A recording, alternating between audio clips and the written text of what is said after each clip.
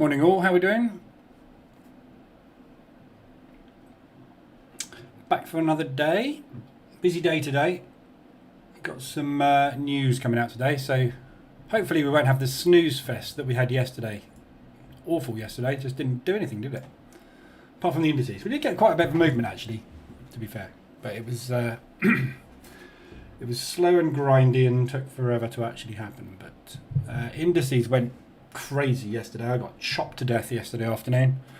I was up 4.5 grand by the New York session, and I ended up on I think it was 2,000 something. I gave half of it back in the afternoon. It's awful, horrible session. But anyway, not good. So hopefully today we get something a bit more tradable on the indices. But anyway, we'll have a look at that in a minute. So what's the time? We've got 8 minutes to the open.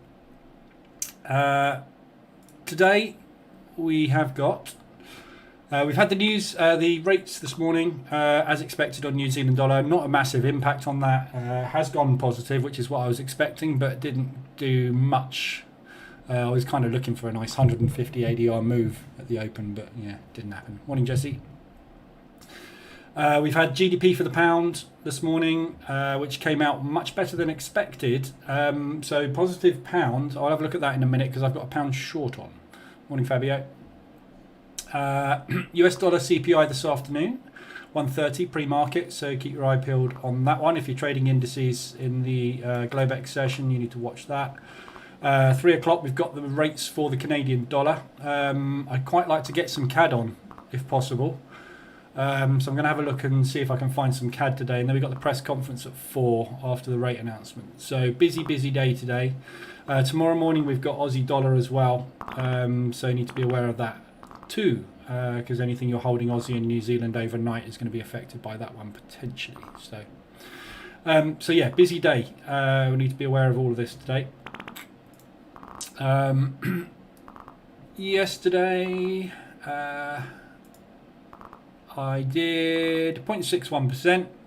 Managed to squeeze a bit out of yesterday, like pulling teeth a little bit though. So banked. What did I bank yesterday? That euro US dollar. So I took a euro US dollar off of the round number, which as soon as I got into it, basically just took me into drawdown by a pip and then flew. I got out of that basically purely because we didn't go anywhere. If you look at it on M5, it's a bit more obvious, but just didn't really move after we had this initial movement, which is what I was expecting. When you get a bounce off a big round number like this, you quite often get a huge spike. All it managed to do, just move my pen over, was spike up and then sit there for absolutely ages. And like in the New York Open, it went absolutely nowhere, poked its head out the top, and then pulled back. So I just got out of it. I put a trailing stop on it as we started to push, which got me out, and then it's come back down. It's not gone anywhere. And like I said yesterday, I don't like longing the euro at all at the best of times. The only reason I was interested in longing the euro was because it was just so extended and embedded on the 4 hour. But you know, this is what we've had before, isn't it? Really extended, then we get a little pullback and a collapse again. Little pullback. I don't know which way this is going, but if it drops below that parity level, that 1, we could get an absolute dump out of bed on it. I've no idea what's going to happen when we get there. So it's either going to get a rally off of this, which is fine. I'm not going to take the risk that it isn't going to get a rally and just dump. So I'm not really playing with that anymore. Pound Swiss, I took one off. I had 2 positions on this. I had one. I took one manually, and then the EA took one for me as well. So I was a little bit overloaded. I've already taken 2 off of this, so that's the 3rd profit off of it. So I just wanted to get out of the 2 positions I had too close together, so I just scratched one of those ahead of the pound GDP. Glad I did, because it's pushing at the moment, although not much. It's not really going anywhere, is it? Euro CAD, got out of this one as well. Again, I had two positions close together on this, one manual, one the EA took. It's the only danger with the EA if you take manual trades. Morning, ladder. I tend to take my first trade manual unless if there's been a reverse alert and I like the look of it, I take my first trade manual. Then I put the EA on so that if it pushes against me, it takes a second position further down. But what sometimes happens is my first position is right, and then the EA also gets that reversal alert and takes a position. So I end up with two close together. So I have to watch these a bit closely. The advantage of doing it is I'm double exposed, so it takes very little movement to get me a 0.5% out of it, which is great. I didn't quite get 0.5% out of that. I got about 0.27 out of it or something. But because it was euro again, I don't like long in the euro, especially against the CAD, which is strong. I took it because it was just shot absolutely exhausted. It was below 15 down here, and then we pushed up, and again we've pulled back down again. But looking at this morning's Asian move took out all yesterday's liquidity on everybody that went long, so it quite possibly has cleared the decks for the longs, but I just don't want to do a euro. I just can't bring myself to long it still. CAD yen took that one off. That was the last one of those.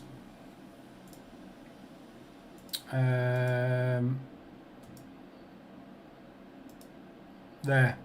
God, that's the oldest one, yeah. So there's this one from here. I took off at break even.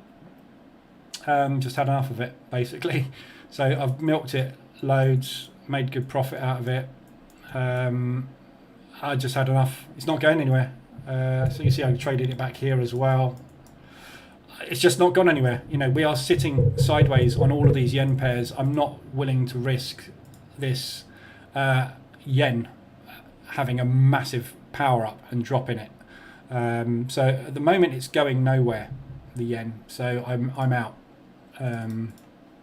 until I get some inkling of direction on it.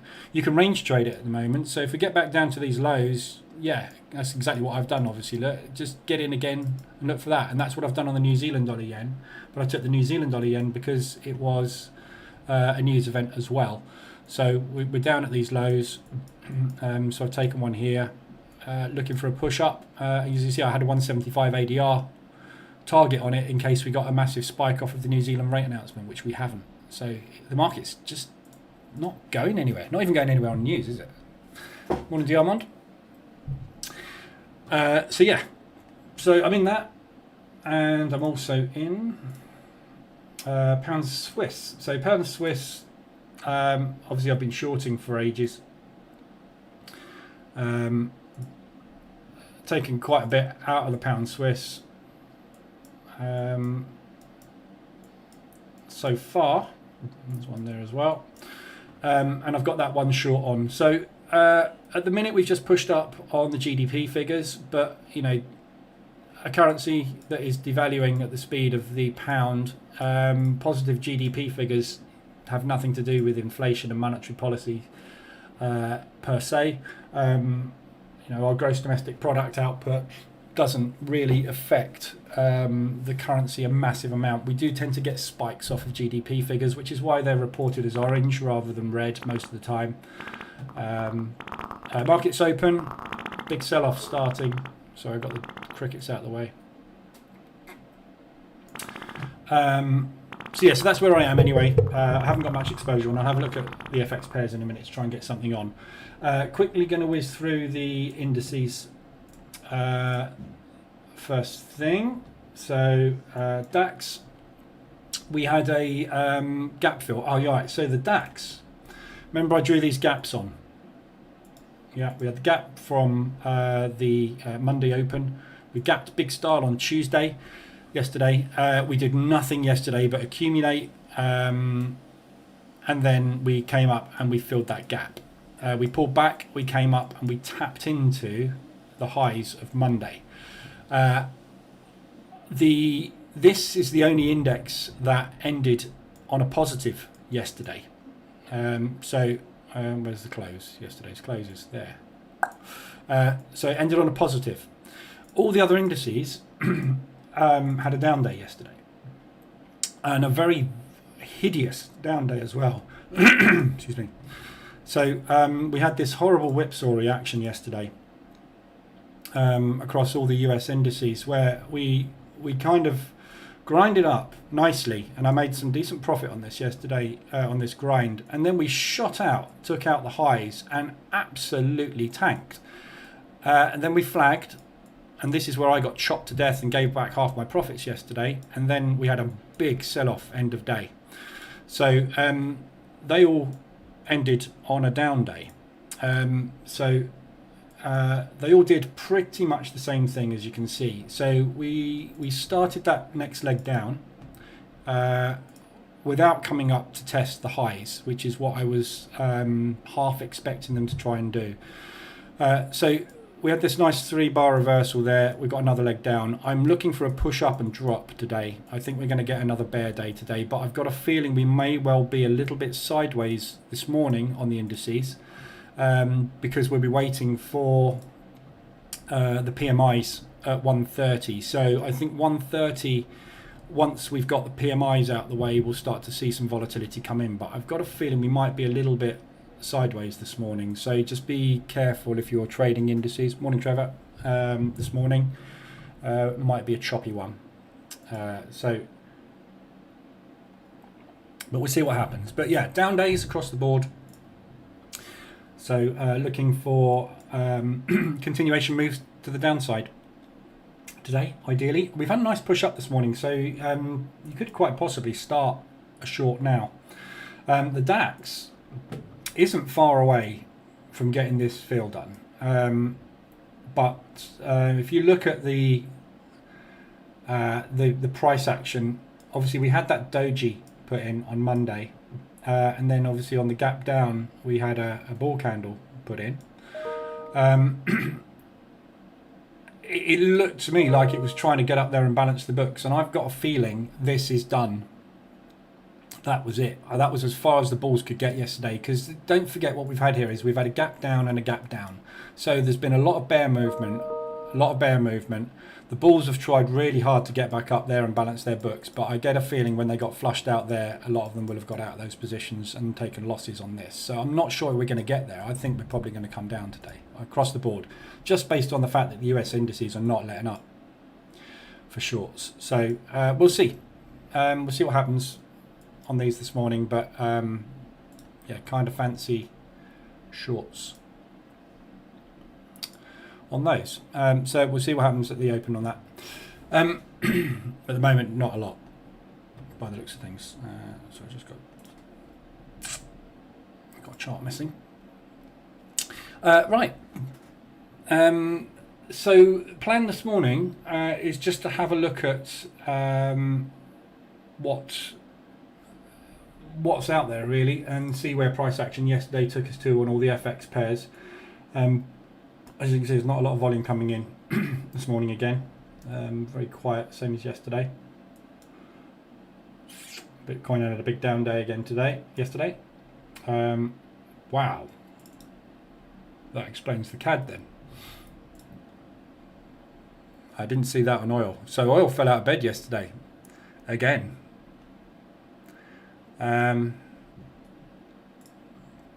Just check the overnight news.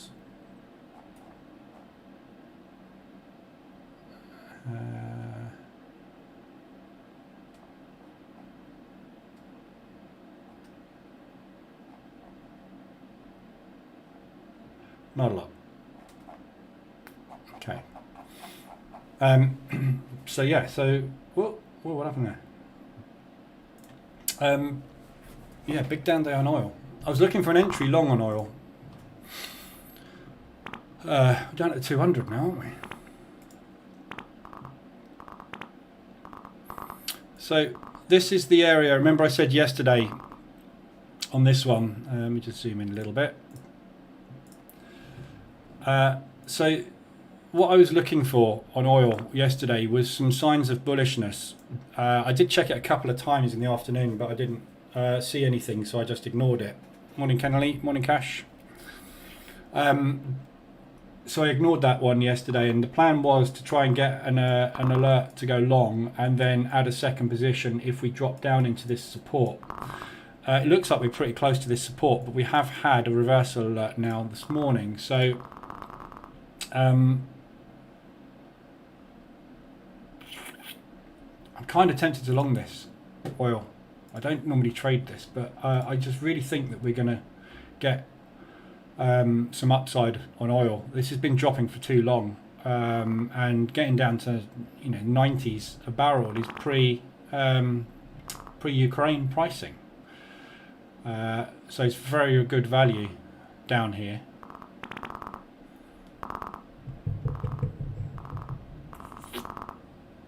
So hammering the sellers at the minute.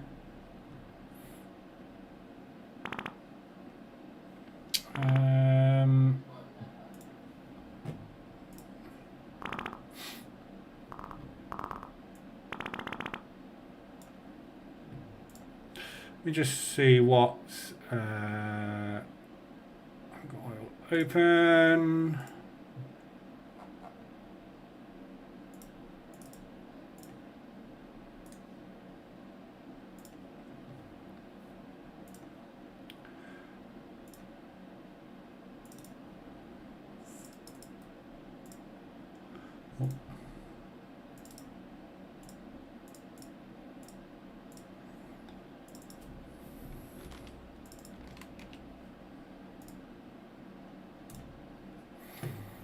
So it's 10. Oh no, yeah, I was going to say one contract. So it's a 0.03 on oil.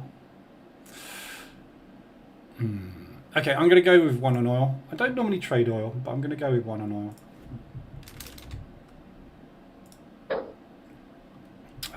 This is going to screw up my dashboard because it doesn't do. The dashboard is designed for Forex, so it's designed to split the pairs. Obviously with WTI, it's not split with anything, so you get WTI long, and I'm going short on nothing. It's impossible to code the exposure part, really, because unfortunately, lots of different brokers call this all sorts of weird and wonderful stuff. Same with the indices, they call it all different stuff. So you just can't put every connotation of oil and things in there, so it tends to break up the dash. But I only use it really for exposure on that, and it's, I'm long on oil, so just forget that one. Yeah, trying one long on oil. Add a bit of variety to life. I just really like it down there. I've just got a feeling we're going to get that rally starting soon. And obviously oil has big days. So this afternoon as well, we've got oil numbers coming out. We've got also the CAD overnight rate, which I think will power up the CAD as well. But if you look at the Wednesdays, always at 3:30, we get oil, crude oil inventories. So we might get a kick off the inventories this afternoon as well. So I think it's probably a good day to start on that. Just seems to be timed right at the moment. It's good value down there, but it is dropping, so it's a slight worry, but I might regret this one, but we'll see. Okay, so if anybody's got anything they want to have a look at, let me know. Don't worry, I'm not going to change it to Diamond. I'm not going to muck about with oil coding and things. There's too many connotations of it, and I can't be bothered, to be honest. It's an FX dashboard. I might change the name of it to Trade Manager FX, just because that's what it does. Right, pairs-wise, ADRs, we've got Aussie, New Zealand this morning. Still nothing on the weeklies.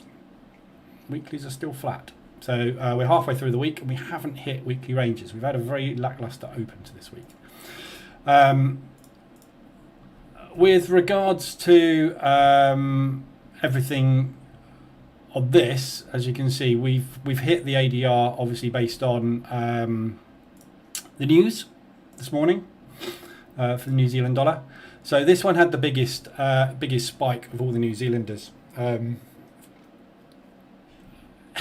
the New Zealand didn't really move a massive amount. So you look at my New Zealand dollar yen, we got a big spike and a big retracement and a big chop around. Aussie New Zealand has actually held. So this is the one I was long on, and I've been longing for ages. I was very tempted to take another long on this yesterday, but I didn't want to, because, I mean, it looks lovely on the daily and it's just in the right area. But the New Zealand dollar, I was expecting to power up, which would mean that this would have dropped a little bit, but it didn't. So I'm quite upset I didn't take the trade, but equally I did the right thing, because the bias is exactly what I should have done. So, you know, when you see trades running without you and they work, it's annoying, but it's good, because I had the right idea on it. But I didn't take it because my bias was wrong, because I was expecting New Zealand dollar to power up, which would have been a bear move. But so yeah, not particularly interested in shorting that one at the moment. So there's nothing else on ADRs to look at. RSIs on hourly, flat again. This is really an intraday dashboard, so it's quite often that when we look at this, there's nothing extended on RSI, because we're looking at the fallout of the Asian session, which tends to be the accumulation. So you don't get a lot of movement there, but it is handy to look at the hourly one during the day. And obviously this tells us if we had any good Aussie or yen exposure overnight, where we've had some big moves on those. But so there's nothing on the hourlies to look at. 4 hourlies, very, very light as well. Everything that I've got into for the last week literally is played out within days. It's been really nice. Or it's gone into a range and I've milked it over and over and over again, as you've seen. So it's been a really nice couple of weeks, nice and easy. EuroCAD 4 hour is extended. As I say, took that one yesterday. It's just, I just can't do it. I can't do it. I can't long the euro. Until they release the rate announcement, and I'm not even sure the rate announcement, to be honest, is actually going to power it up, but we'll see. So EuroCAD is extended. It's extended on the daily. It still looks lovely, but I just can't do it. I can't hold it, because I'm just too scared about this thing continuing to do what it's been doing. There's no reason why it shouldn't as well. The CAD is going to be strong. The euro is weak. Why would you long it? You know, so not for me. Same with the Euro New Zealand. Now we've just had the New Zealand dollar rate, so I'd expect that to be a little stronger. So again, this has been coming down. We are holding this support level though. So this level here is holding at the moment, but just by the skin of its teeth. And I get the feeling if we break down through this, we're just going to grind down through this area here. And out the bottom. So I don't want to short it, because it's massively extended on the RSI, and the New Zealand dollar didn't get the boost I was expecting it to. So, but equally, I just can't take it in either direction at the moment. So that's not set up for anything. Euro US dollar, again, same thing. I tried along. My head said, "What are you doing? Get out." So I did. I get the feeling they might retest this area. The World and his wife went long here yesterday. And the World and his wife that hasn't got out has their stop there. So this is the biggest target for the banks this year. I'd be very, very, very surprised if they didn't come down and take a second bite of that. If they do come down and take a second bite of that, you'll get a reversal alert off of this candle here. And if that holds, we've got a potential, because when that reverse alert happens, we'll be a week away, maybe, from the rate announcement on the euro. So that's the point, I think, at which we may see some strength starting to come through on the euro. But at the moment, I just can't do it. You know, go with all these shorts. You know, you can see how short term I'm in and out. I'm in and I'm out with a profit. I'm in and I'm out with a profit. I don't hold. I don't swing. There's a lot of selling coming in at the minute on the indices. DAX has broken out the lows. So yeah, I just get the feeling this is going to continue for the moment. I don't know how far they'll want to go down through this level. So you don't get down here to these sorts of big psychological numbers very often, so it's quite hard to tell what's going to happen down there. You usually get the reaction, which is why I took the trade yesterday, but it literally was a scalp trade off of the reaction, not I'm looking for this to push from here. So could well do the same again. I would be surprised if they don't come and touch this. This morning they've just taken out the Asian session, look, which clears their decks to go down. So yeah, I think it's a short today. But what will happen when we get down here, I don't know. We might get another explosive bounce, because again, everybody's looking at this the same way as I am at the moment, going, oh, if we get back down to there again, I might take another long. So you will get that long, but whether the banks decide to just manipulate this area for the next couple of days, I don't know. We could hover this area for a long time. So yeah, Euro US dollar, I don't like that long. I like it long as a scalp from there, but I need to see some price action really. That limit order was a bit of a gamble and it worked really nicely, but I'd like to see a reversal of that now. So there's nothing on 4 hours really that I'm interested in. All the daily extensions, like Aussie US, are all counter trend. So US dollar, I don't see why that shouldn't continue to be fairly strong. We've got lots of US dollar news coming out, which should hopefully power that up. Euro CAD we've looked at, it's absolutely beautiful. But unless this puts if this puts a bull candle in today, that gives me a 3-bar reversal. That might give me some confidence we're going to come up and retest this area. But other than that, no. Euro Swiss, do not get in front of the Swiss franc at the minute. It's on a mission, especially against the euro. Yeah, don't long this at the minute. Yeah, it's extended. Good for it. I'm not going long on it. We've also got Euro US, the same thing. Not really interested. It's just a short all over. Just can't get in short. Keep looking for these pullbacks to get in short and not getting enough of them. So I'm just watching the indices. I've got some shorts set up at the lows on the S&P.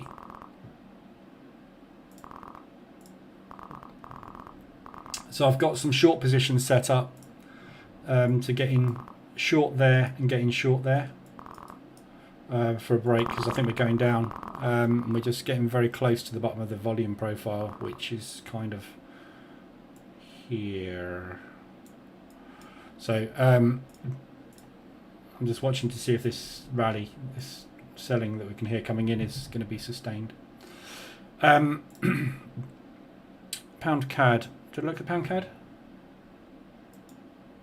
No. Yeah, so the next one on the list is the pound CAD. Obviously, pound weak, Canadian dollar strong. Do you want to long this? You are going to get a bounce off of it, I think. But like with my pound Swiss, the pound hasn't got anything at the minute. So look at the distance of the pullback that you get. If you think you're going to get it, get in, but don't get married to it in any shape or form. I would probably be out at the 24 just in case, if you're going to take a long. So counter trend longs on it, yeah, but you missed it. It was yesterday. I don't know. I just don't want to long the pound or the euro at the minute. They're both absolutely collapsing, and I don't want to short them because obviously they are at lows. So not for me. Pound US. Same thing, you know, it's the US dollar. We've got 3-bar reversal potentially painting now on this. I want to see this at least get halfway up there, but then I just think with all the news we've got coming up on the US dollar, I think everything's just going to get trampled potentially this afternoon. And New Zealand dollar, US dollar, again, same thing.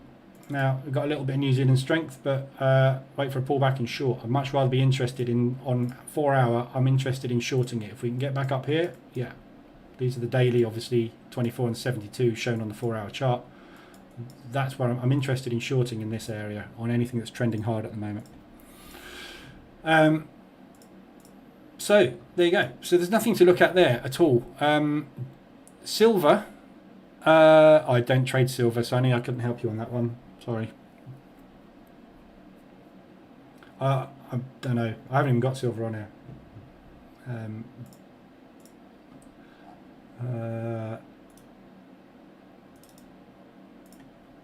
I'd imagine it probably does the same as gold, doesn't it? Yeah, it's the same as gold, just trade gold. Or silver, whichever you want. They're both going down. Shorts. You want to short it. Right now I wouldn't short it because it's massively extended. It's quite possible it's going to pull back. But don't forget, all you're doing is you're trading across. You're trading a US across. So why not go and trade Aussie US or Pound US or Euro US? Why trade gold US or silver US? Same thing. US dollar's going to move it, not the metal. So take your pick on those. But yeah, I don't know. Don't trade them. Right. So I need to find some CAD. So news-wise today, we've got CAD and US news, and then we've got more Australian dollar news and more US news, and then more US news. So it's a big US news week. My exposure at the moment is New Zealand yen and pound Swiss. So I'm a little bit light on exposure because everything's just getting banked. So which is nice, but it's leaves me needing to try and find things to get into. So from a US dollar perspective at the moment, things like the US dollar CAD have gone very, very quiet. I'll just put that down there for a minute.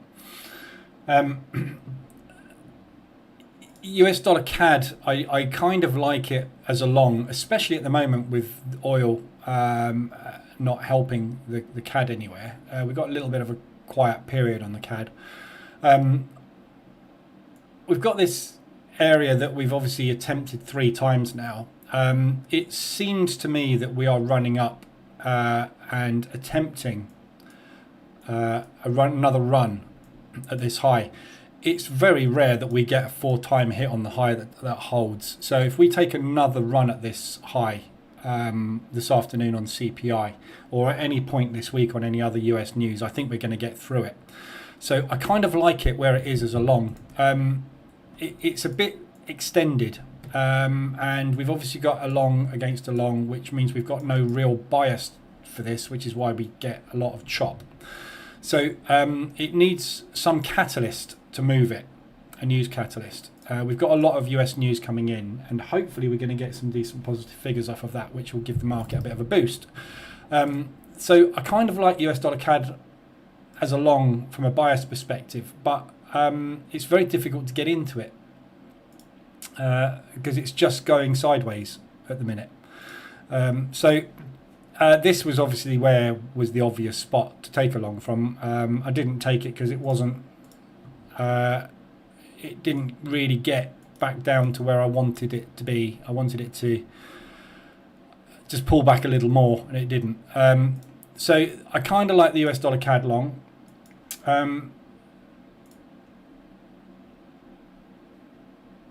US dollar Swiss. I'm struggling with this because I really want to short this here. Remember, I said I want it to get up to here. And it hasn't got there, and it's starting to flag a little. So if we can get some strength on the US dollar out of the news up into this area, I kind of want to find a US dollar to long, but I don't want to long it when that's extended up there. So US dollar Swiss is just not really ripe for me at the minute, and US dollar yen is up at the highs and just broken out. So yes, I think it's a long, but I've got New Zealand yen long, so I don't really want to get exposed more on the yen. So this is really the only thing I've got to play with at the moment. The euro, New Zealand dollar, US dollar is a short. I don't want to take it when it's all the way down there. Pound US dollar is a short. Don't want to take it down there. Same with the euro US dollar. Same with the Aussie US dollar. I don't want to be shorting when we're this extended. So this is really the only thing I've got to look at on the US dollar.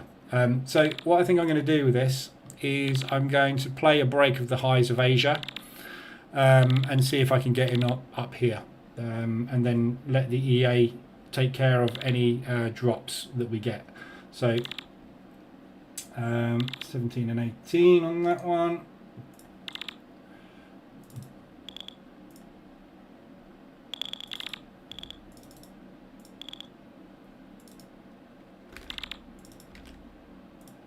So longs on US dollar CAD 0.35.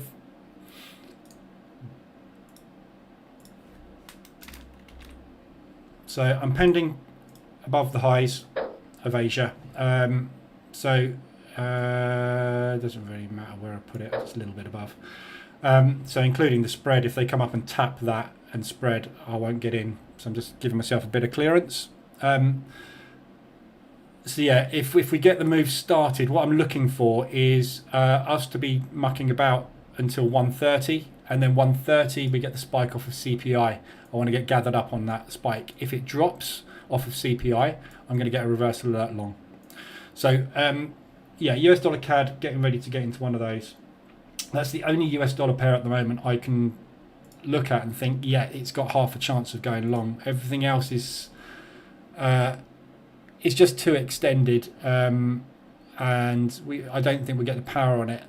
With what's happening with oil at the moment, the CAD is a lot weaker. So I'm kind of hedging myself here if you think about it. If US dollar CAD is going to work, it means I need CAD to stay weak. If CAD's going to stay weak, it means oil is going to continue to drop, which means my oil trade is going to go into drawdown. But obviously, if it goes into drawdown for a day, that's fine, or 2 days. If it goes in ADR against me, that's fine, I'll get in again. So temporary weakness on the CAD and oil is fine, but I'm playing on the news basically. So I'm looking for something to get in off of this news. Canadian dollar, obviously we've got the rate announcement this afternoon on the CAD as well. So it's double bubble. If this moves it and gets me 0.5% to 1%, I will take it. If it doesn't, this is going to impact it as well. So the worst case scenario for me today will be for CPI to come out negative and CAD rate announcement to push CAD hard. Then obviously US dollar CAD is going to tank. But the way that these rate announcements are going at the moment, with all of them so far, apart from the Swiss franc obviously because that was unexpected, they've all kind of given the instrument a spike and then either a fade or it's completely undone itself. So I'm not convinced that they are going to go more than 0.75. If they took this to a one basis point hike, a 1% hike, that would be pretty unprecedented. I don't think they're going to. They're going up 0.75, so they're moving up the highest out of all of the countries at the moment. Anyway, they want to get this nailed fast. So inflation. So I think this will come out and it will give the CAD a little bit of a boost, but I don't think it'll be long term because the CAD will always be weighed down by its export, which is oil. So and at the moment, obviously, that is heavy. So I think that's the best bet at the minute. I'm kind of hedged on it. If the CAD spikes and oil rallies, US dollar CAD is going to go into drawdown, but the US dollar will rally at some point. It always does. It's not going to weaken that dramatically. So I think it's a good trade, that one. Looking at the rest of the week from a news perspective, Aussie dollar is the only other thing that I'd like to get involved in at the moment this week, but I just can't find anything on the Aussie at the minute. It's just Aussie CAD short, possibly against CAD. Aussie Swiss is pulling back a bit, so I got out of that short. That might be. What's the forecast on that?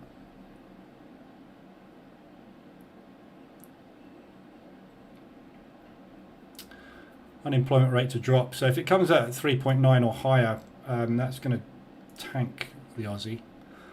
The Swissies had it's difficult. It's really difficult at the moment. I don't want to long Aussie yen at the moment. I'd like to long Aussie New Zealand, but again, that's just been range bound for 3 weeks, so nothing interesting there. And Aussie US shorts. No, I can't find anything. So the only thing that I'd be mildly interested in is Aussie Swiss.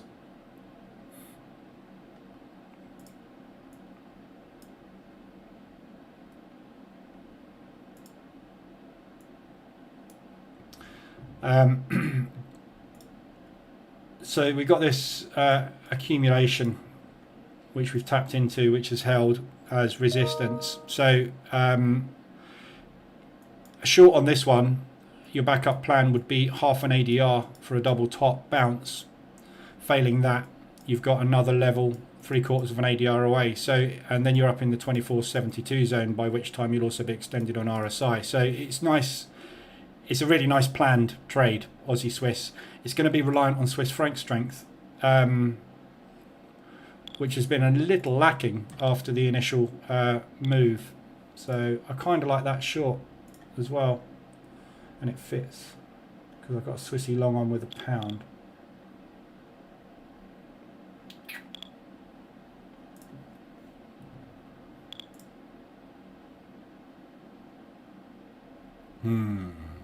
Tricky.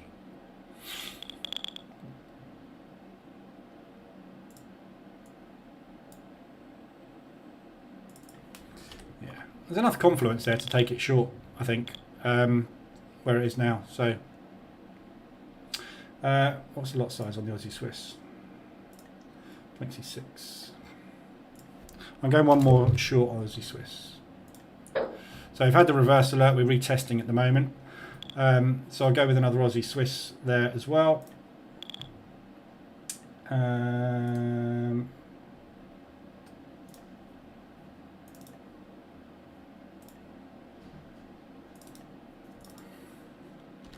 Just need to get some exposure on.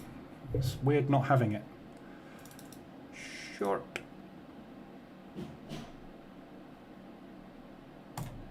Okay.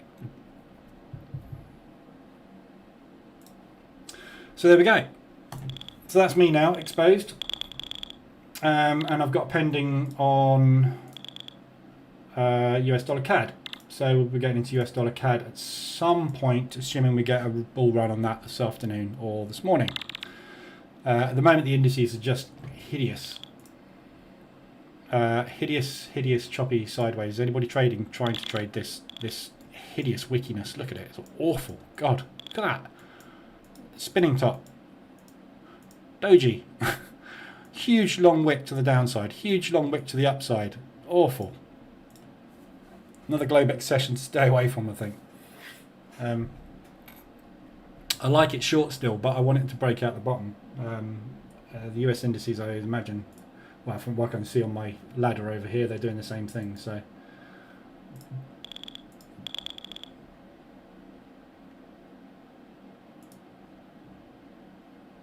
Look at that for a tight range. Jeez.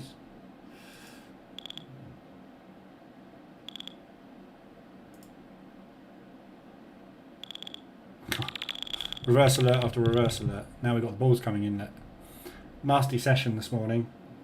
You want to wait for, if you're going to trade these US indices this morning, the only trades I'm really interested in is range breaks. So I'll take a break of that high, and I'll take a break of that low. That's what I've got set up, this one. I've got a low set up on all my accounts to go short out of here.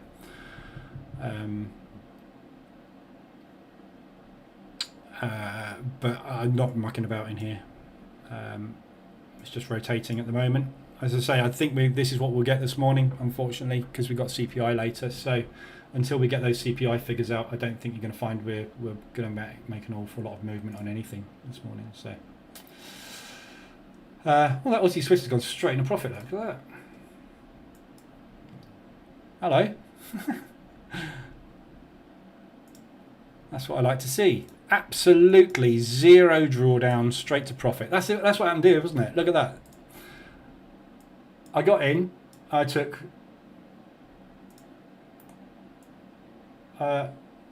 6 pips of drawdown, and then it tanked. 60 pips. Thank you very much. Euro isn't happy. No, I'm not happy with the euro. I'm never happy with the euro. That's what I say. Yesterday, I was just so. I said in the morning session, didn't I? I said I love these. They look amazing, but I'm not taking them because it's the euro. And then in the afternoon, I was looking at them again, thinking these are just too good. But I got out of them so quick. When I saw that move, I was like, right, that's it, break even. I put in the Telegram group, didn't I? Break even, all the euro trades. I'm really not interested. They're either going to go, and I'm going to go with them, or they're going to come back the other way, and that's exactly what they're doing. that sounds not like an obvious statement. They're either going to go up or down, aren't they? But that's the only thing we know is it's going to go up or down. We haven't got any clues other than that. But that's 90% of me was saying do that, and it took my whole being to long that yesterday. I'm so glad I got out of it. But yeah, I don't like the euro at all. It's the same as the pound at the moment. You know, that pound Swiss, we've just had positive CPI figures. Look at the pound. We've had positive news. You know, it's just these things at the moment, the pound and the euro, you don't want to be looking at anything but shorts on us. You know, a country like us in the UK, we should have better people running it. We should have been better in control of COVID. We should be better at doing an awful lot of stuff, yet we've seemed to drop the ball on everything at the minute. Last 5 years, it's just not going well. And I think we're going to go into the biggest recession out of a lot of them. Our interest rates are rising at the highest rate of everybody. We're at 40-year highs on inflation. You know, it's just not looking good. Yeah, Euro US dollar looks like it's going to smash that one level. This is a stop loss trade if you want to take it. But yeah, indices are selling off again. We're not getting anywhere. The indices, I'll show you the charts in a minute, but the indices, the futures market's really confused. If it's confused and I'm confused, I don't trade it. Yeah, Euro US dollar. That was a limit order trade yesterday. We hit it to the pip yesterday.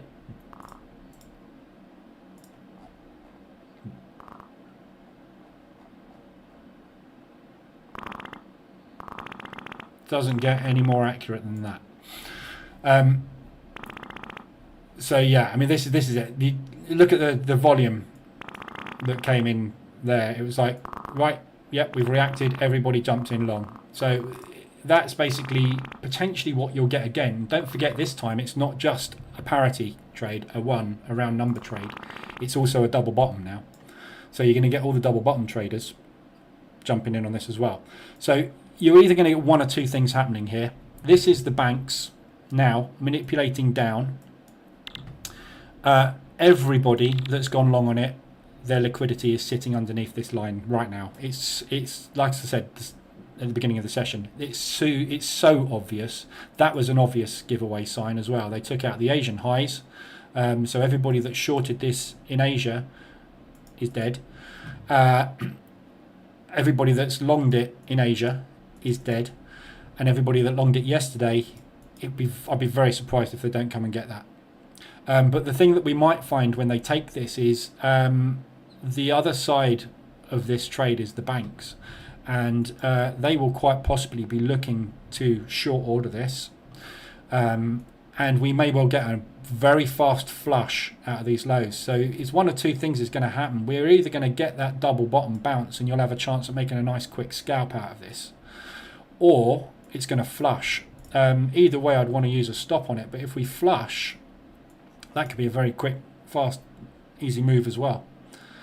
But you know, nobody knows apart from the guys sitting there with the big bucks pushing the buttons. So difficult to tell, one or the other. But as a stop loss trade, if you get M5, your reverse alert's going to be all the way up there. So you kind of want to take this on price action. So maybe dropping down to M1, taking a reverse alert on M1 with a stop under the low, really tight. So if we get down and we bounce and it's an obvious one, you'll get that reverse alert within 2 or 3 minutes of hitting the level. Take it, stop it. If it does exactly what it did yesterday, you're going to get a really nice risk reward trade out of it. But I wouldn't risk too much on it. Go 0.25%, 0.5% or something. Because there is every opportunity that this will flush as well. So be interesting. We'll keep an eye on that one. It's not far away, is it? But I'm not going to get involved with it today. I don't want to take any stop loss trades because I don't want to stop out. Sounds obvious, but a wise man once told me, don't long the euro. I'm going to grow a big white beard.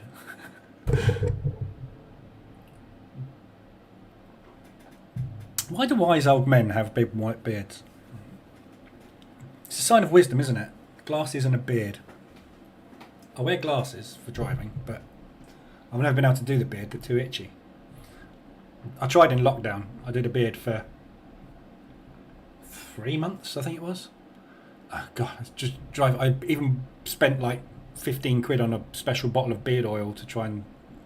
That just didn't happen. Too itchy. I can't do it. Can't do it. We'll keep an eye on that Euro US. I'll keep that one over there for a minute. So that pound Swiss, considering we've just had positive GDP results, just shows you how weak that pound is. They're not happy with it, are they? Right, so yeah, I was just going to quickly flip over to the futures. Just have a quick look. Bank 575 this morning. 587, I bank rather. Just took some shorts just after the. You can see the timing on my trade. 7:15. 7 o'clock and 6:58. So these trades are taken as the Frankfurt Exchange opens. So I'm basically playing the liquidity at the Frankfurt Exchange, and I was looking for shorts this morning. So I just grabbed some shorts there. I only held them for 15 odd minutes and then got out because it didn't really want to do anything. I was hoping the Frankfurt Exchange Open was going to flush down, but it didn't. It did, but not as much. So yeah, we're all over the place. Where's tick strike gone? Can't see tick strike on this because there's too much black.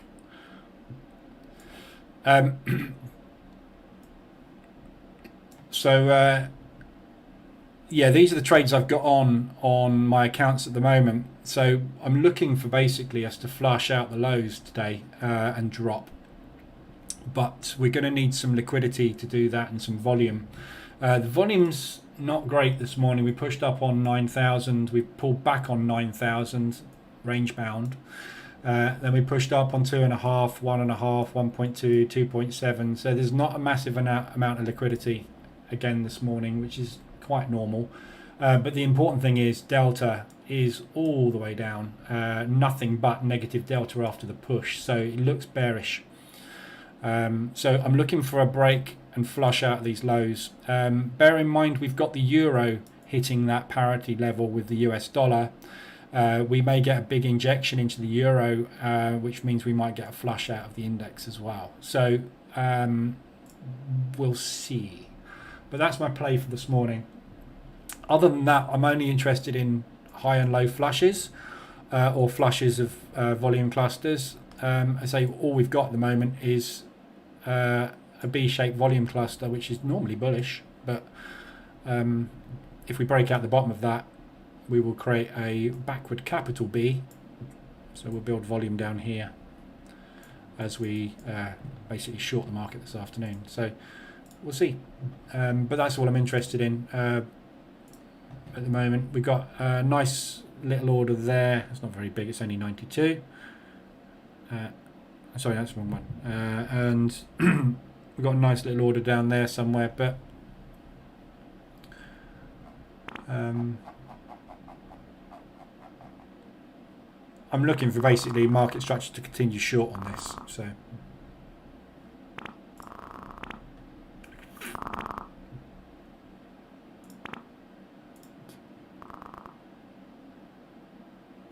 So stops on these, I'm running with 32 tick stops, so allowing them to run back up into this volume cluster and pull back down. So when we break these levels, I'm expecting them to pull back into this volume, into the point of control area somewhere. So this initial entry might be a bit tricky. It's a pretty dangerous trade, but high reward if it works out, because I think it will flush very quick. And I'll just basically take 200 or 300 out of it. And that'll probably do me for the morning, to be honest, because I get the feeling we're going to rotate this morning. Seems like the whole trading world and financial world is looking at that level. Yeah, they will be.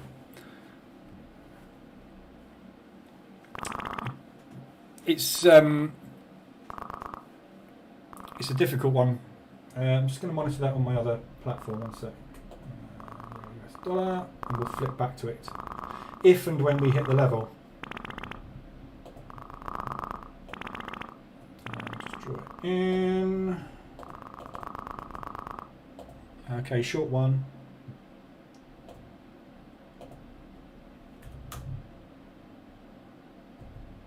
Yeah, we're just hovering around the level at the moment. We're not even there. We're at 1 point. We're at 104. We're 10 pips away at the moment from the euro US dollar level.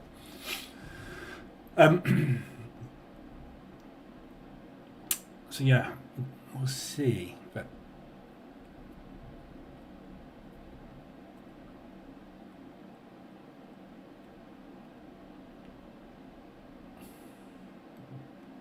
so looking at the moment for them to sort of rotate back up. I don't want, if point of control gets invalidated, I'm not really interested, so I'll be out.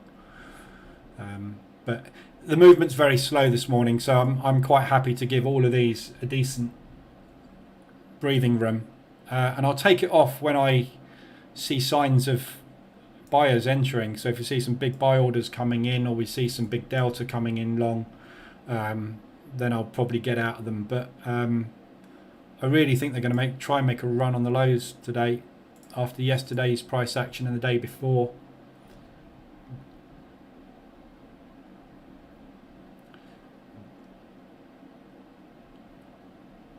And obviously I'm going to add on the break, and that's where I'm looking for the pop, the flush to happen. So 1850 is where I think we'll probably get the acceleration, and then I'll jump out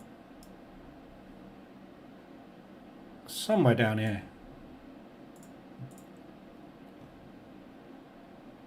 I blew one of my accounts yesterday,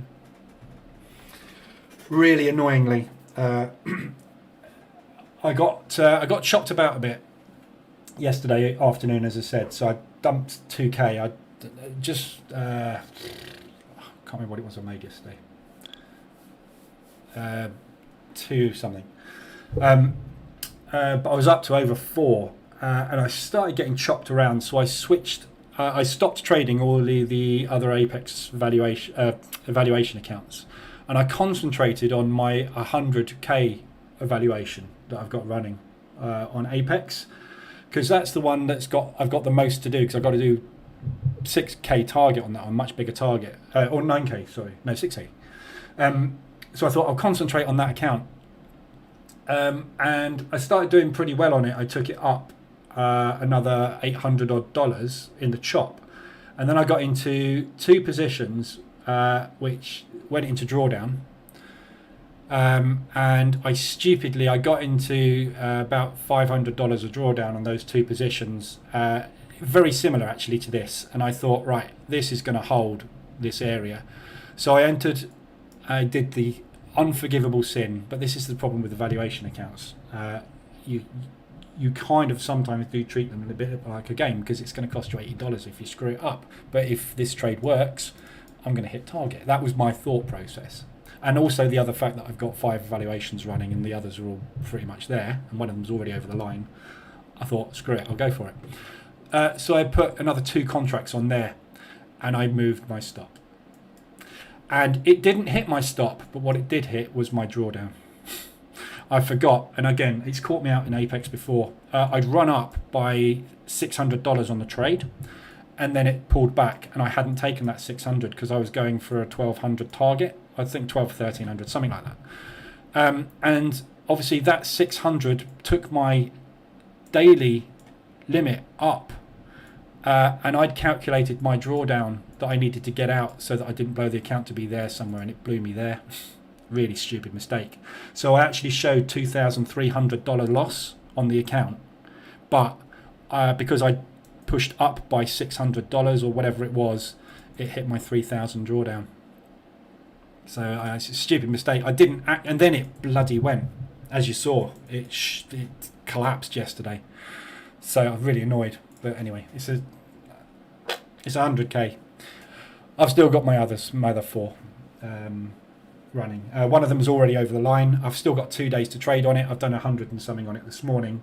So I've got to trade it for another 2 days. So I'm taking one contract, $100 trade loss or win to get it over the line. So I've funded on that one on 8 days today. Friday, I'll be finished on that. So I'll have that funded Monday. Top step, that evaluation as well. I'm 2,300 away, 2,500 away from, which is this one you're looking at now, the STWATS account. So yeah, I want to try and, there's no time limit on the second leg of top step, so I just want to get this one. I'm trying to target 1,000 a day on it. I did 6 something yesterday, 650 in the end, and then I stopped because I was well up. I was up to $1,800 on this account yesterday, and I just started chipping $200 here, $200 there, 200. Then I'd make 150, then I'd chip, and I just got to 700, and I was like, nope, I'm shutting it down. I'm not playing this anymore because I was getting chopped. So it's one of the real skills in this futures is identifying when it ain't working and stopping. It's so tempting just to try and chase those losses, especially after you've had a really good day and then it starts to dwindle. It's difficult, but yeah. So that's a bit of a blow, but never mind. A funded account's going really well. But that's because the funded account I'm treating like a proper account, and I'm making $500 odd and I'm just leaving it go. If I make $500 on that, I stop. That's 20 grand a month. That's all I'm after. Jesse, well, also blew my challenge account the afternoon with the ES chop. Had to reset it yesterday evening. Yeah, it happens. You will. I mean, you're going to do that. It's part of the game. Yeah, I've blown quite a few as well. You do, especially that one yesterday. It was just annoying, and that's the thing. That's why I kind of like Top Step, because they have a fixed daily drawdown. So when I start the day, I know exactly where I am. I've got $3,000. If I go down by $3,000, I'm blown. So I set my limit to 2,800. If I hit that, I stop. With Apex, because your drawdown is calculated from the highest point of the day, sometimes it's and a lot of the time it's very hard to know where your actual blowout level is. Not that you should be really getting close to it. Yesterday I was just getting over eager because I'd had a really good day. Walking on water syndrome hit me, and I screwed it up basically. But I thought I had another $1,000 roughly available to me, and I just didn't. So they get you that way, because what you'll see is, if this thing suddenly we had a news spike, for example, and you saw this go and it lands back here, what you don't realize is you've just run up $600. So you've now got $2,400 you can draw down from this point, not $3,000, because you ran up by 600. So your daily profit actually went up to there. Just because you didn't take it, you're stupid. That's their kind of process is, well, why didn't you take that profit? Well, because my target was bigger. So that's the way they get you. But it's $80 to have another crack at it, isn't it? So, but I'm not going to renew that account. I've cancelled that account off because I've got the other 4 running. So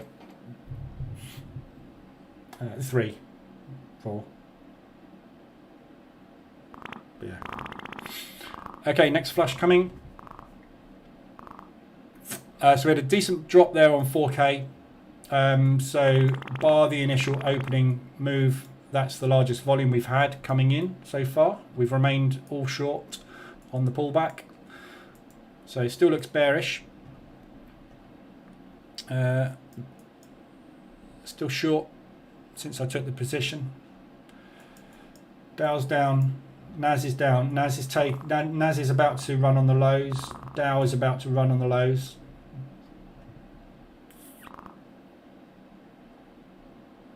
see if we can get a pop out the bottom if we can get down to the lows. That's why in one of the videos the Apex guy suggests to keep the RT Trader app open. You can't. You have to buy another login, so you can run RT at the same time. But the problem is you've got to pay $30 for a second login, which is not a lot of money. I should really do that, but I don't go that close to my drawdown normally because I don't get in with that size of contracts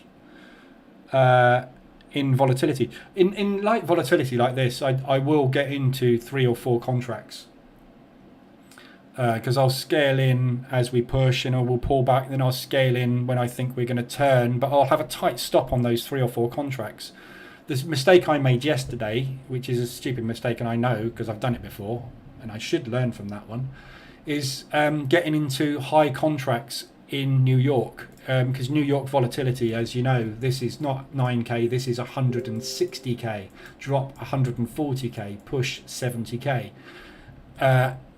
The speed of movement and the combination of speed of movement and high contracts, that's what kills you, and that's what everybody does. They want to hit that 3k home run. That's what kills your accounts, and that's what I did yesterday, which was stupid. But I don't normally get anywhere near 3k drawdown. I have occasionally, but it's not in fast markets. And it is those times when you blow. That's it. So, Trevor, you're using Journalytics to track the P&L on different accounts. Yeah, Journalytics is really good.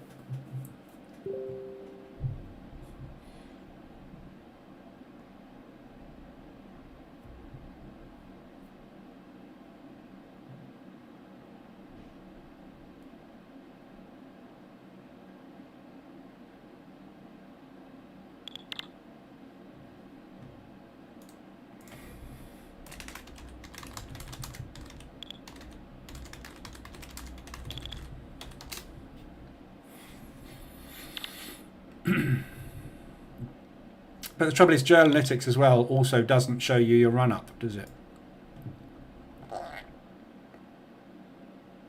Or does it? I don't know if it shows you the run up live. I haven't actually paid a lot of attention. I check in my Journalytics every day, but I don't actually pay too much attention to it. I should really pay a little bit more attention to it. But good delta candle there. So we had a good. We had a bull candle put in there on negative delta, so still looking very heavy. There's no big sell orders coming in at the moment, but we're still very bearish.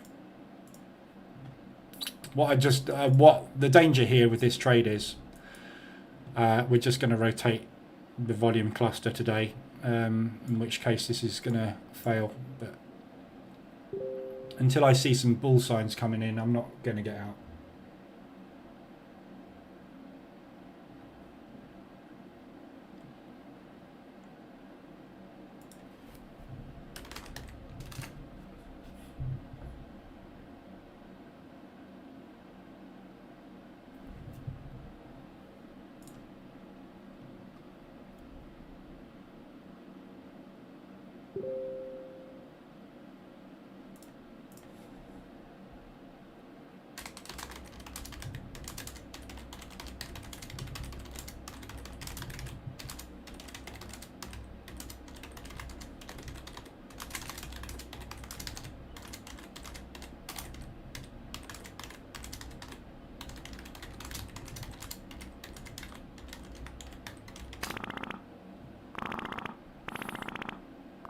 Selling just started.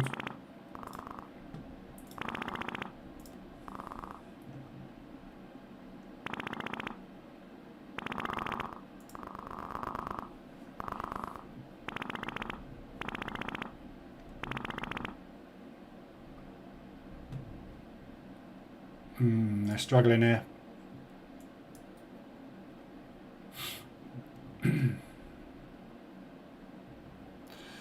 No large volume. There's a lot of selling came in there, but no big orders.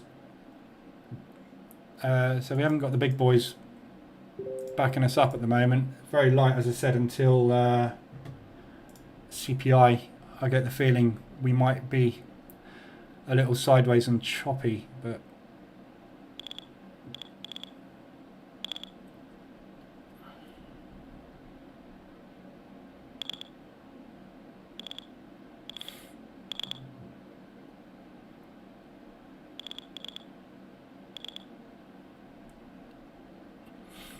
Trevor, if you're filtering the trades for today only, I think what you'll find is they're using the sessions. So I think you'll find it's the Globex session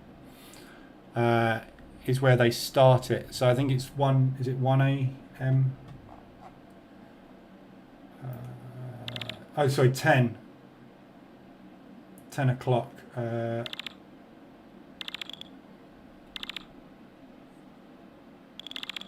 I think UK time, that is.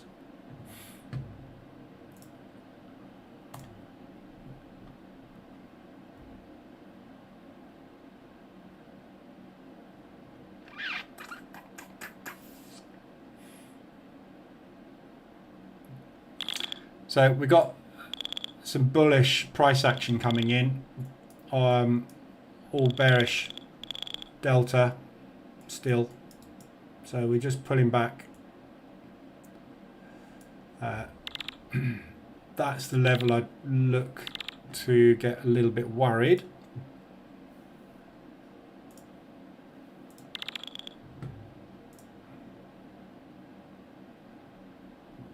So 25.50, 25.75, so somewhere around here where we are, there is where I'd like to see some selling start to kick in.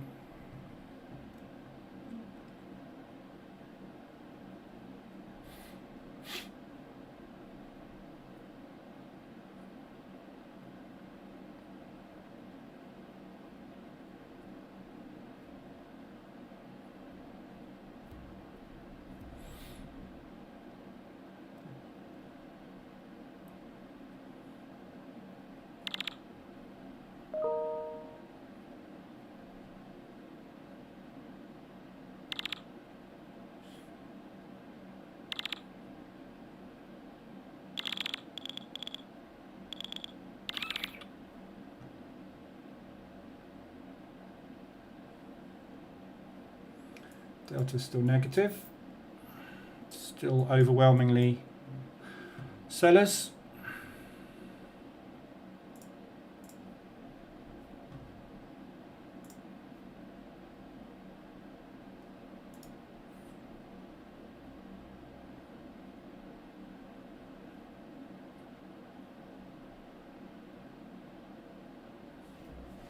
Yeah, Trevor, Apex's back end is the worst out of all of them. Absolutely terrible. You just don't get any information in the admin, do you, at all? They need to work on that back end. I'm sure they will. But they've been going for such a long time, Apex, and very much under the radar. They were one of the first futures funding companies out there, but a lot of their guys are ex-prop, like proper prop firms. So they're very used to like trading like this. You know, it's all raw data. They're interested in raw data. They don't have fancy dashboards and retail stuff. That's just not them. Top Step, FTMO, and all the other guys, you know, they're all very information based. Whereas, you know, prop traders are very much a case of how many points you made today. That's it. So they don't have. They don't have a back end. It's awful. It does need to be done. I've emailed them about it as well, but it's one of their to-do lists. At first I thought it was a scam site. Yeah, me too. Then I looked into the company, I looked into the founders, and you know, they're very they've got a very experienced prop team behind them, long-term traders. They're just not business orientated at all. Their marketing's terrible, which is why you don't know about them. But, you know, they've paid out millions this year already in payouts, and they've just released a video, actually, a really interesting video. I think it was last week, about what they're looking for in a trader's evaluation, because obviously they see your all your trades, obviously, in your evaluation accounts. And when you get through to what's called a PA account, which is the funded account, they choose whether or not to fund you themselves, because there's a high proportion of people that blow their funded accounts as well. They choose whether or not to actually put their money and copy your trades based on your evaluation. So if they see an evaluation where it starts like, you got 10 days, yeah, however many days, and they see it go like that, and then like that, yeah, that day you hit target. And the rest of the day, what you did was put one contract in and then close it out. Yeah. Are you a good trader? No. So what they will do is they will give you the funded account, and they won't fund it. What they won't actually do is copy those trades into a live account. If they see a P&L which goes like that, yeah, they will fund that. They will copy that with real money. Because this guy has shown discipline over 10 days and taken good risk, hasn't let his account get too badly drawn down before he stopped, and he's a good trader. Yeah, this guy will get funded with real money. This guy won't get funded with real money, but he will be on a funded account. Now, if this guy suddenly goes like that and makes 20k, they will still pay you out. But they won't be paying you out from profits from your trading. They'll be paying you out from the money from the people that have been doing evaluations. So there's two business models running behind the scenes, and they will evaluate you based on your evaluation. A lot of selling coming in now. Just going to concentrate for a minute. Just taking out the new lows. So I've got two P&Ls running. Why is that happening?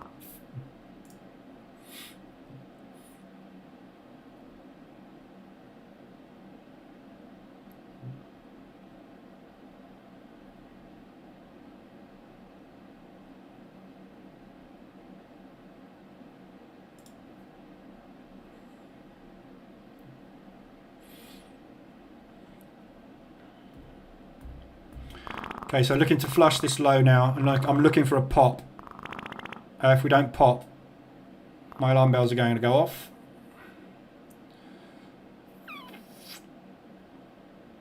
Give it a couple of minutes to take a run and pop that level. Let's see if we can get through there.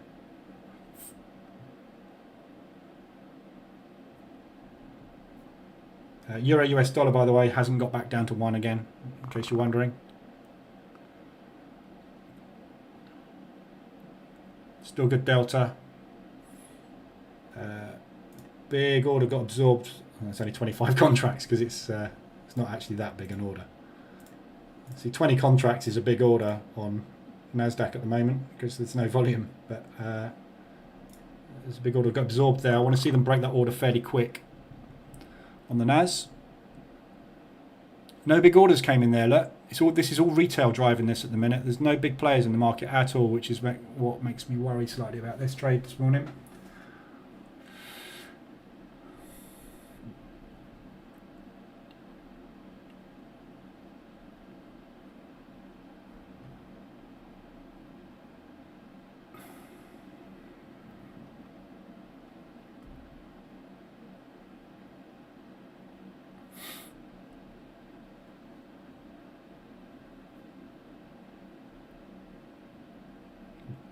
Yeah, Trevor, they're not going to happy to leave it like that as long as they don't add rules. Yeah, they're not going to add rules. They don't want to be.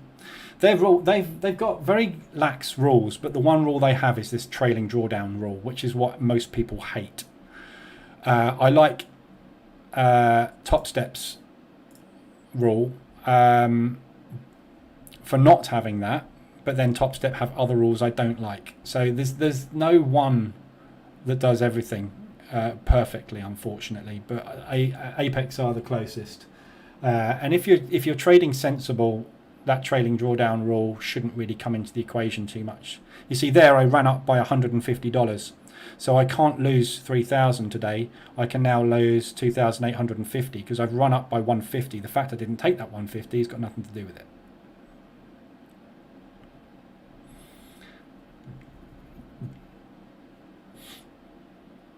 So as far as they're concerned, I've actually made 150 more profit today than I have, but it's them's the breaks, as Boris Johnson would say.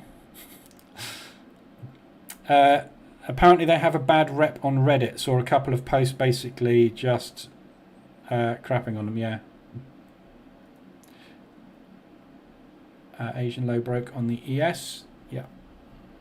That's what we just saw. Yeah, so the people that are slating Apex are the guys that I just talked about, yeah.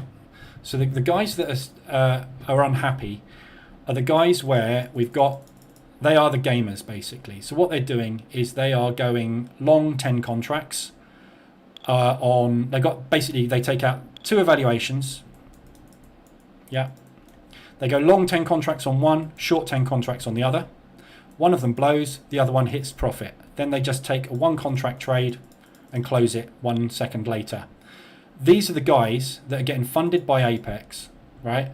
And Apex is saying, we are not going to copy you with real money, blah, blah, blah, blah. And they're being totally open and honest. And these guys are going, whoa, that's a load of rubbish. No, this is co-called gambling. This is a gamble you've just taken. You've gone into a casino. You've gone to 2 roulette tables. You've put black on one and red on the other. Yeah.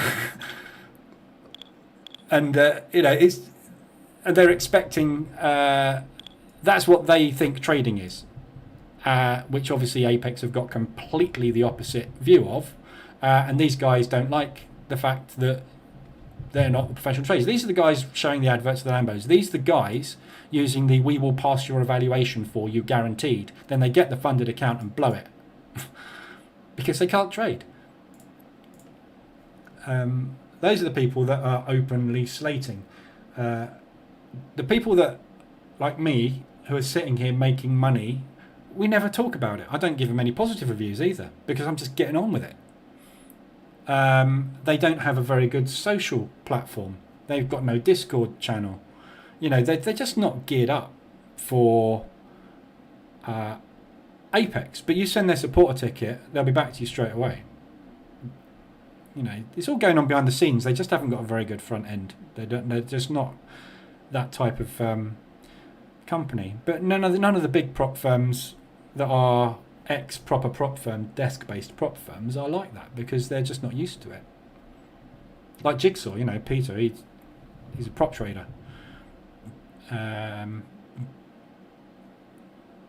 You look at their website, Jigsaw, it's okay, but they've got a lot of technical documentation, but the sales side of it is all webinar-based, and there's not a lot of social stuff because that's not them. In your example, to be fair, once you've got your real account, you don't really care if Apex copies your trades or not. Yeah, exactly. It doesn't matter. My contract with Apex is that they will pay me a percentage of profit in my account at the end of the month, as long as I've traded for a minimum of 25 days, I think it is. That's it. I don't care whether they pass me over to they've got they've got a prop partner who they will look through all the charts of everybody that's passed the evaluations, and they will make an evaluation whether they will pass you over to the prop or they will decide to copy you in-house, or whether they will just leave you to get on with it. I don't care what they do. The contract says that they will pay, and they do pay out. They pay out these idiots that gamble, and then they do another gamble. They pay them, and they said in that video, they released a couple of weeks ago, they paid somebody 10 grand who was a copier because he said he was going to shout and scream, and they honoured the contract. Don't forget, contracts work both ways. Yeah, if they didn't pay me, I've got a legal contract. So that's what it's all about. It's a partnership. They're looking for partners. They're not looking for gamblers. They're looking for people that can trade so that they can stick £1 million behind you and take 10% of that. That's what they want. That's what a prop firm is. A proper prop firm is, the prop firms you go and work in London for a prop firm, that's what they're doing. They will sit you in front of a computer for 6 weeks to 12 weeks, and then they will give you 30k and say, right, okay, looks like you're ready to go on real money. Here's 30k. See if you can bring us back 10%. And then they'll go, yeah, you're good. Here's 300. See if you can bring us back 10%. Yeah, right, nice one. Here's $1 million. See if you can bring us back 10%. That's how it works. If you stick 10 contracts long, make your 10%, and then don't trade for the rest of the month, that prop firm is going to kick you out immediately. You're not going to be, you won't last long there. That's not what it's all about. But that's the business model of a lot of prop firms, is the evaluations. They're happy for these guys to come in, and so is Apex. They're more than happy for these guys to come in and play the game because they get $160 or whatever out of them, then they get $80 out of them for each of the resets they do, then they get $85 for giving them the funded account, then they trade the funded account and blow it and walk off and start again. Thanks very much, you just paid me $350. We know you can't trade, but keep doing it. Do that 10 times, give us $3.5 grand. If you're lucky enough to make it 1 month and you get a payout for 2 or 3k, well, there you go, here's your money back. They don't care, but they know that 80% of 90% of people are just not going to be able to do it. So it's just the way it works. All prop firms work the same way. This trade's not going anywhere at the minute. We got Delta starting to slip in. We're still overall short, but we're not making any progress. We didn't get that pop out the lows, so I'm probably going to cut risk on this.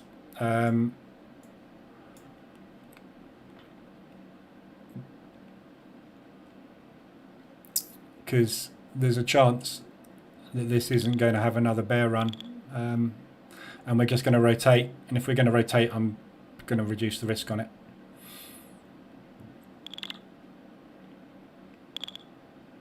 In fact, if we're going to rotate that cluster,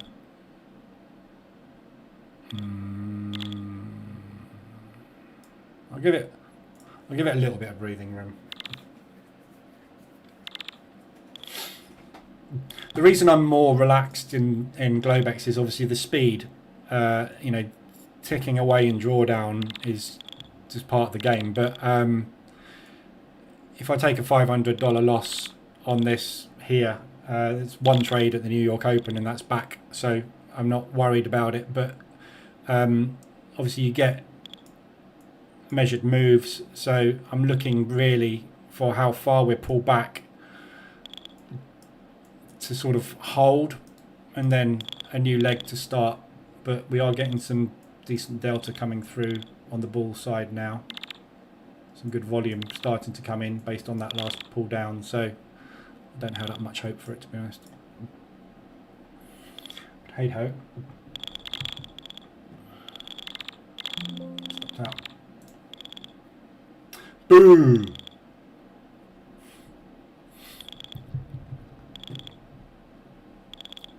Always a risky one when you're expecting to go into a rotation, but hey. So quite possibly now we're just going to sit and do this until 1:30. So I'm not really interested. Now I know what to do with my next 2 challenge accounts. Go long, go short, profit. Yeah, you can do that. They will fund you, but you're better off trading properly, because if you condition yourself to trade properly for 10 days or 15 or 20 days, however long it takes to get to that target, you'll continue to do that. And that's kind of what I did yesterday with that 100k account. I was behind on it a little bit on that one, not much, but I could see an opportunity where we were sitting at that time for a very quick flush and literally a target hit, and I took it and it didn't work, but that was a gamble. And trading is gambling at the end of the day. You're putting money on the table. It's all a risk. We don't know whether this is going up. I didn't know this was going to go up. If I did, I would have gone along, wouldn't I? We don't know. It's all about managing your risk and looking at the signals and getting out when you should. My risk was up there. I moved my risk down to here because I didn't like the trade, and I took half as much loss as I thought I was going to take. I've got some bears starting to kick in now. Just got big orders coming there. We've just taken out these highs. We might get a drop. Whoops. What happened there? Why's that suddenly jumped all the way over there? Yeah, that's kind of the play I did yesterday on it. If it was my sole evaluation account, I don't think I would have done that. But because I've got one already past funding and the rest nicely on target, it was worth a shot. And like I say, what did that 100k account cost me? $42, $44? It's just such a throwaway amount of money for the chance of getting 100k and then actually properly trading it. Doubles my account size, you know.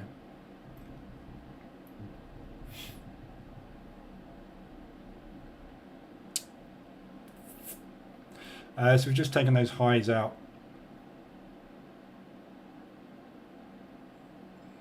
Potentially running into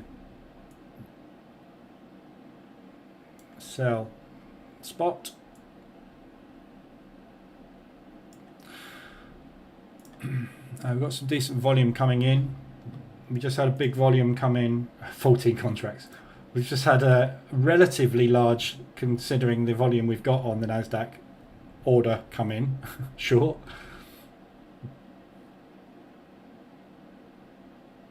That could have been one of these buyers getting out of their position, actually. Yeah, is this guy getting out of his position down there?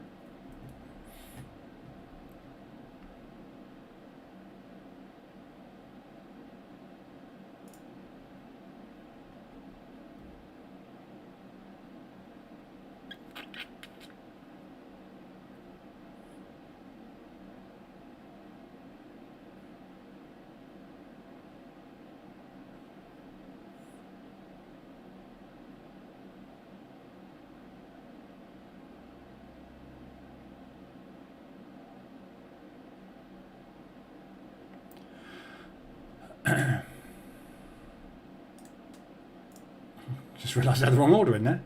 I'm just going to try one more short on this with a tight stop above that high. So this little node here, which is slightly higher than the rest, it's held that price.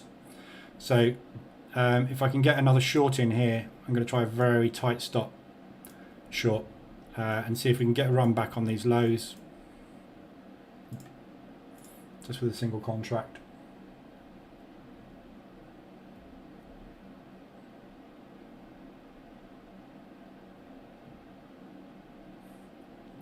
Very slow again today. So 1:30 is when we need to really start concentrating on some movement when the CPI comes out.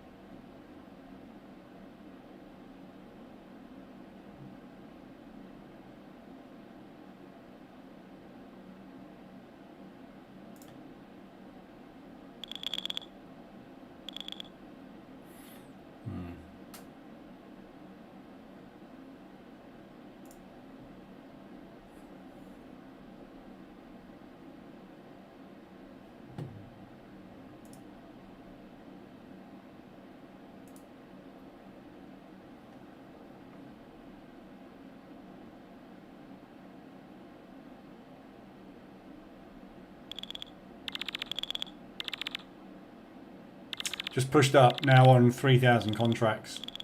So this looks really choppy. You can tell by the volumes. We've got 5, 1, 1.7, 4, up on 2.6, that's nothing, down on 2.6, up on 3.2. You can see the structure is just all over the place at the minute. So it's really a very gambly kind of environment, because it could turn any direction it wants really on any volume at all at the minute. So we see how far here we pushed on 2,600 contracts, and then from there we pulled down on 2,600 contracts. Look at the difference in the size of those moves on the same contracts. We had one 28 tick move, one 11 tick move on the same volume, and now we've moved 33 ticks on only 1,000 extra contracts. So it's very, very, very difficult to get any kind of bias on it at all.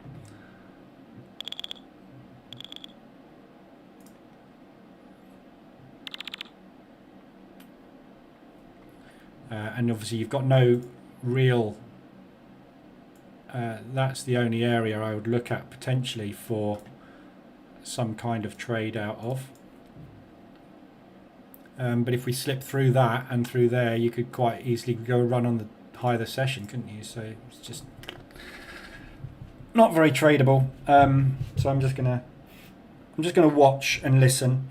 So I normally, when it's like this, I get on with other stuff, and I use Tick Strike basically just to alert me to any big volume coming in, and just it's kind of like my MT4 alert dashboards. This is my alert system. If I'm sitting here and this thing goes crazy, and I see some big volume coming in, then I'll have a look and see if there's anything to get involved in. But other than that,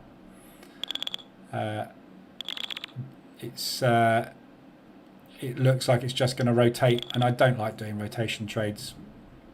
I like breakouts. And when it's like this is where I get chopped. So right, so I'm going to leave it there. I'm going to quickly go back to have a look at the FX stuff. There's not actually a lot happening. The trades that I'm in are all nicely in profit now. So pound Swiss, that short is nicely playing out. That's M1. I watch M1. So that positive news on the pound's done wonders. We were looking at this head and shoulders pattern, weren't we? And I said this is why I got out of that trade, because I was looking for them to bounce. All the head and shoulders traders will go long there. We'll get stopped out there rather. But so looking for basically a retest of yesterday's low. Yesterday's low is going to be around about 0.35% or something. So I might bank that down there at yesterday's low. I'll see what the price action's like down there. New Zealand dollar yen is playing out quite nicely. So New Zealand dollar looks like it's getting a little bit of traction. Oh, Swiss franc strong.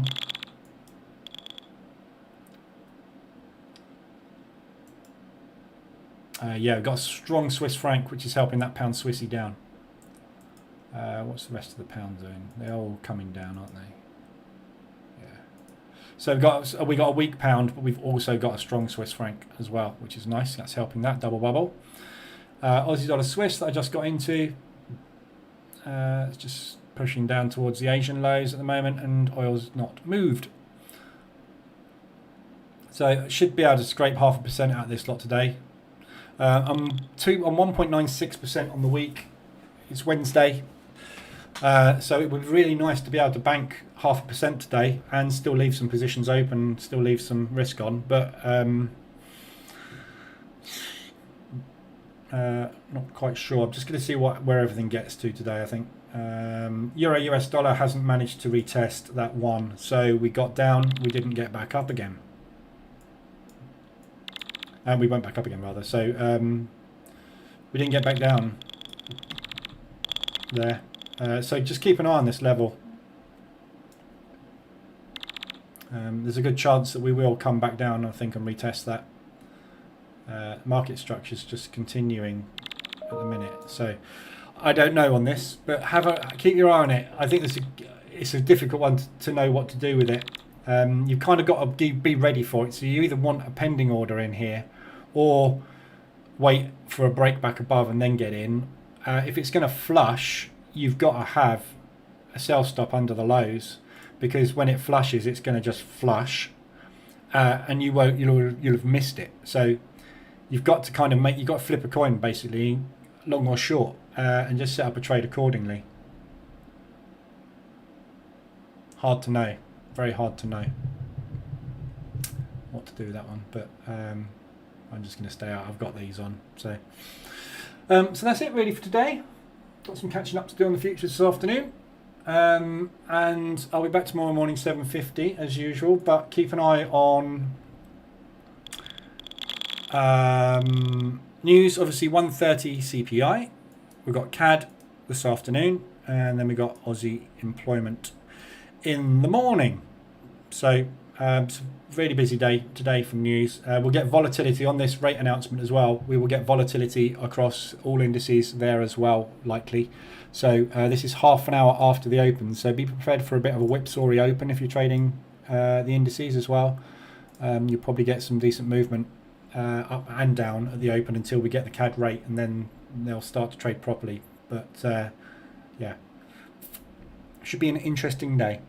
Okay, if you need anything, I'll be in the Telegram group as usual, and I'll let you know what happens with any of these trades. If I'm going to close any of these out, I'll post in the Telegram group, but I might let these mature a little bit.